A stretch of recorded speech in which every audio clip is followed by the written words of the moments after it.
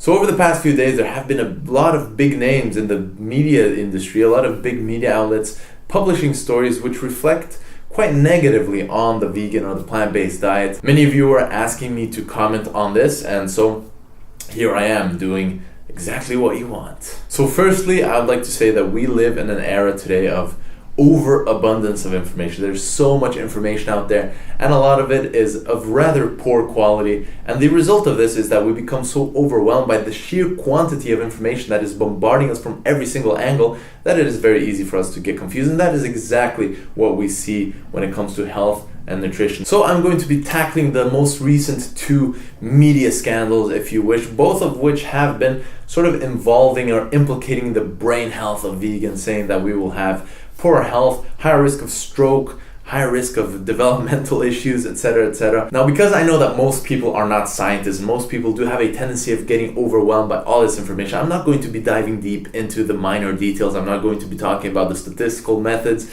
the p-values, the confidence intervals, none of that. I'm just going to give you the quick and easy, the down and dirty reasons why you should be taking these media news stories, and you should be doing this right here and throwing them in the garbage where they belong, because there's very, very little science going on here. Let's tackle it straight away. So the first scandal that's been going on has been the whole choline thing, talking about that vegans can't get enough choline and that this may detrimentally affect our brain development and our nervous systems. So I'm just going to be giving you 3 quick reasons why you should not be paying attention to any of this choline controversy that's been going on, because there's no science really representing or backing it up. Number 1, this was not really even a study. It was an editorial, which basically means a personal opinion put into paper, basically garbage from an evidence-based perspective. Secondly, the nutritionist who published this so-called study was up to her neck with conflicts of interest with things like meat industry and egg industry funding her.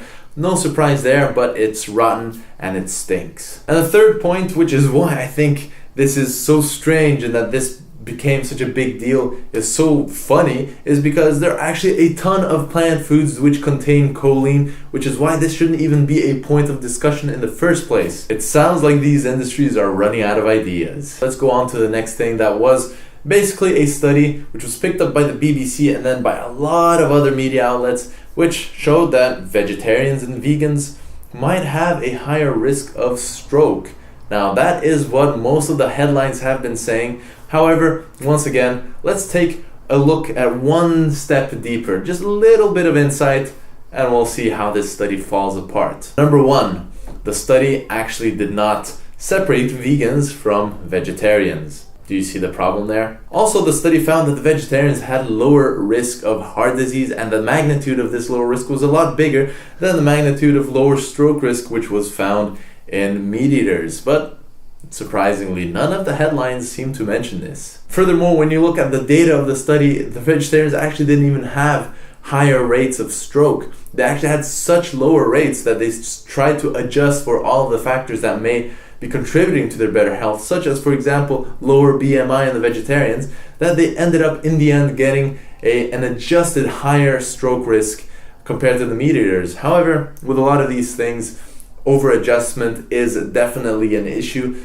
especially when there are factors that are related to diet. For example, if your diet causes you to be of a lower BMI, and then you take that lower BMI and try to adjust for that, forgetting that it is related to the diet, the effect that you're going to get is not going to be a very fair reflection of the effect that that diet has on your health. Another thing is that this is one study. Any scientist who knows anything about science knows that you cannot make generalized conclusions from one study, and when you look at this study and compare it to much bigger, much higher quality evidence, such as meta-analyses that find that actually vegans tend to have a lower rate of not only cardiovascular disease but stroke, then these findings become relatively irrelevant. This is just another example of when you take the time to look one level deeper, just to look at the truth, the reality that is going on behind these headlines, and look at the actual facts.